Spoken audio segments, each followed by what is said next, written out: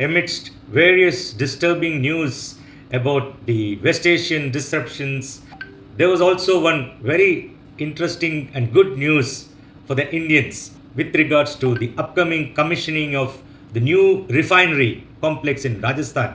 This is especially a welcome news since India is having lots of troubles with respect to extreme fuel dependency due to import of crude oil. It's all the more important because it's a huge step for India in energy security, especially with respect to fossil fuels. So, by adding up our refining capacity, already we have a good amount of refining capacity in India with almost 23 refineries and having an overall crude processing capacity of 260 million metric ton per annum. This Rajasthan refinery is going to add another 9 million metric ton per annum of refining capacity. Just a look at the Rajasthan refinery project, a whopping 79,500 crores, almost close to 80,000 crores project outlay. Although there was a huge overshoot of project cost from the original estimated cost of 43,000 crores, it has gone up to almost 80,000 crores. Also, there was a delay in the implementation from the original estimation of project completion in the early 2025. Now it has shifted to mid 2026. So finally, the project which is happening in Barmer, Rajasthan by HPCL is going to be commissioned, be operational by 1st of July 2026. The best part of this refinery project is that this is an integrated petrochemical cum refinery complex. It's a greenfield grassroots refinery and is also having a substantial quantity of petrochemicals is going to be produced. Almost 26% of the product. Definitely this project is going to support a huge development in this interior part of Rajasthan and also help to utilize the locally available Mangala crude. Out of the 9 million metric ton of crude going to be processed, almost 1 million metric ton of petrol will be produced and 4 million metric ton of diesel will be produced. Almost 1 million metric ton of polypropylene, which is a priced petrochemical product. Almost 0.5 million metric ton of LDPE, another 0.5 million metric ton of HDPE, and around 0.4 million metric ton of benzene, toluene, and other aromatics. With equity participation of HPCL and Government of Rajasthan in the ratio of 74:26. The reason for the delays in the implementation, there are lots of reasons. Things like COVID-19 problems faced during the construction, harsh desert climate conditions, and the logistics problems because it's an interior place. So, as a greenfield grassroots project, everything has to be developed, starting from the roads and all sorts of infrastructure has to be developed, starting from the scratch. Almost 25,000 people were given employment even during the construction period itself.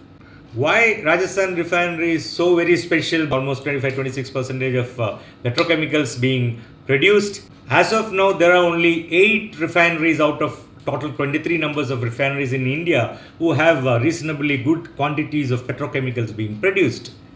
These include refineries of Indian Oil Corporation in Koyali, Panipat and Paradeep, the HMEL refinery in Bathinda, BPCL refinery at Kochi, the MRPL refinery by ONGC, and of course, leading the stock by Reliance, the 2 refineries of Reliance at Jamnagar.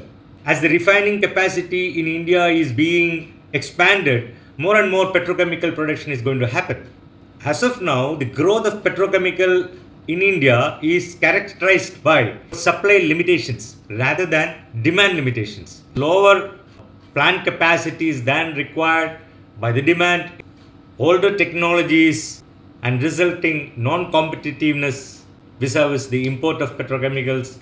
There is a huge deficit in the domestic market, along with already existing very low per capita consumption as against the world averages or other countries. So there is a good scope for further increasing the per capita consumption as there will be an overall development in India. So more and more demand supply gap. We can see that India can easily accommodate at least 4-5 more world scale petrochemical plants, petrochemical production facilities. That much of demand supply gap is available in India today in the domestic market.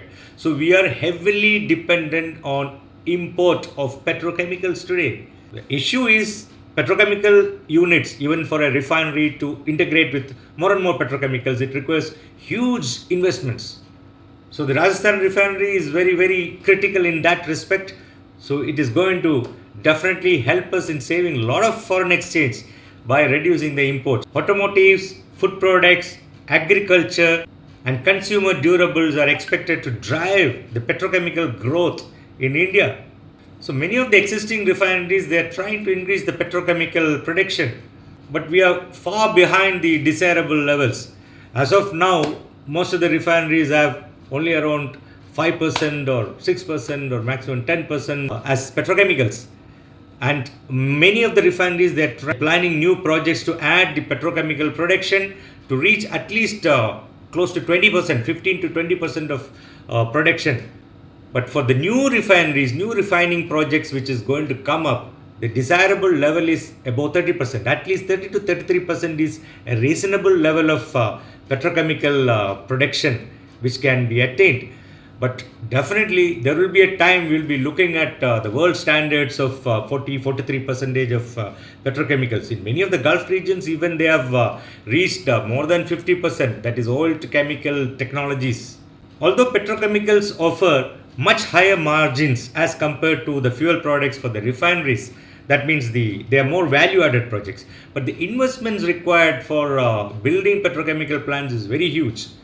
Our refineries are planning nowadays to adopt new and new technologies, especially with regards to bottom of the barrel upgradation projects, new technologies like LC Max in Vizag for conversion of 93% of residue into fuel products and petrochemicals, diverting more and more naphtha and off gas for building petrochemical feedstocks. So the integration of petrochemicals with refineries, it's no longer an option for India. So it has become almost mandatory. It's become a strategic necessity, especially considering the volatility in the fuel market and also considering the huge demand which is going to come up for petrochemicals, especially from the middle income group. As India moves more and more into EVs and renewable sources of energies, there will be less and less dependency on fossil fuels like petrol, diesel. So definitely refineries will be encouraged to produce more and more petrochemicals. The shared infrastructure like power, water, utilities, everything together will definitely be helpful for an integrated complex of petrochemical and refinery together, and it becomes very, very competitive.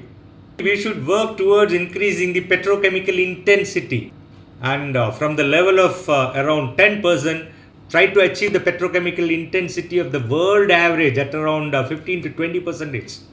The moment we try to increase the petrochemical intensity beyond 40% and all, from the type of crude what is being processed in India today, it will require more and more cracking of diesel-like components or even heavies, which will definitely require more and more hydrogen, which is also very expensive, and the whole technology becomes very expensive. So definitely we may have to look for new refineries with lighter crude oils or petrochemical naphtha crackers, with alternate feedstocks.